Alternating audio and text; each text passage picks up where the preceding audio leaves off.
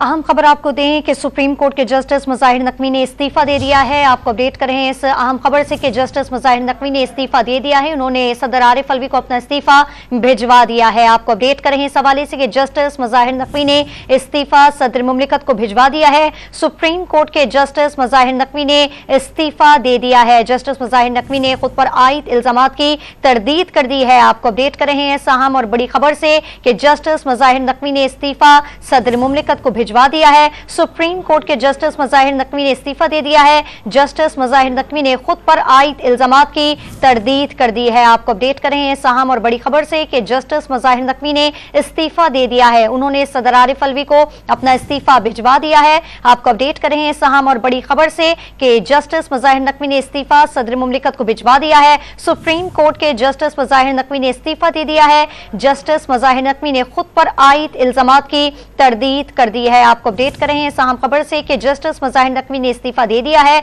उन्होंने सदर आरिफ अलवी को अपना इस्तीफा भिजवा दिया है और जस्टिस मुजाहिर नकवी ने खुद पर आयद इल्जामात की तरदीद कर दी है। बात करते हैं डॉन न्यूज़ के नुमाइंदे हसीब भट्टी हमारे साथ मौजूद हैं। हसीब भट्टी, बताइएगा बड़ी वजह क्या सामने आई है इस्तीफे की? देखिए, जस्टिस मुजाहिर अली अकबर नकवी को काफी उम्मीद थी। जो गुज़श्ता रोज ओपन कोर्ट में हेयरिंग हुई थी जिसके अंदर 3 जजेस ने उनकी ये जो इस्तदा थी सुप्रीम जुडिशल काउंसिल के अंदर जो उनके खिलाफ केस चल रहा है उसे रोकने की, वो मुस्तरद कर दी थी।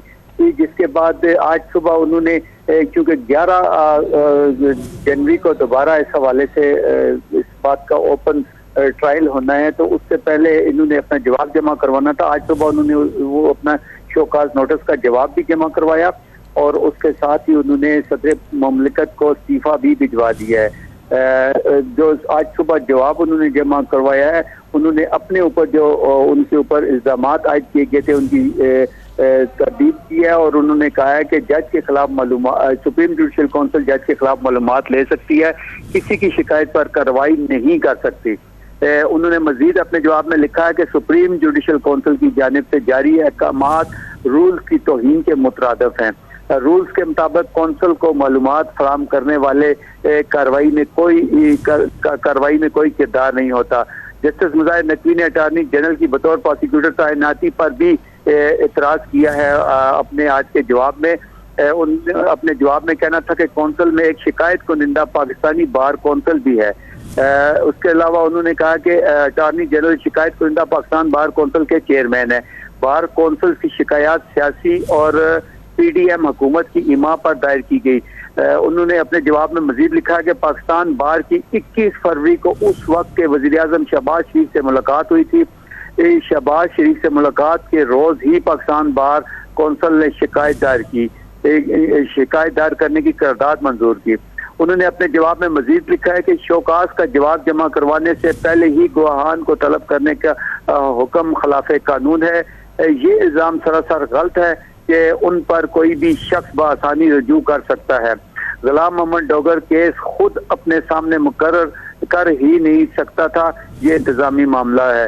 अपने जवाब में उन्होंने मजीद लिखा है कि गुलाम महमूद डोगर केस में किसी किस्म का कोई रिलीफ नहीं दिया था। लाहौर कैंट में खरीदा गया घर टैक्स गोशवारों में जाहिर करता है। ST जोर में वाक़या घर की कीमत का तखमीना DC रेट के मुताबिक लगाया गया था। जस्टिस मुजाहिर नकवी ने अपने जवाब में मजीद शोकाज में लिखा है कि इख्तियारात का नाजायज इस्तेमाल किया, न ही मिसकंडक्ट का मुर्तकिब हुआ। गुजरावाला में खरीदा गया प्लाट जज बनने से पहले का है और सासों में जाहिर है। इसके अलावा उन्होंने उनके ऊपर जितने भी इल्जामात हैं वो तमाम के तमाम उस हवाले से उन्होंने जो है आज के जो उन्होंने जवाब दिया है उसके बाद वो लिखे हैं और आखिर में उन्होंने अपने जवाब में लिखा है कि सुप्रीम जुडिशल काउंसिल से शिकायत खारिज करे और कार्रवाई खत्म करने का भी उन्होंने भरपूर इस्तदा की है। जी।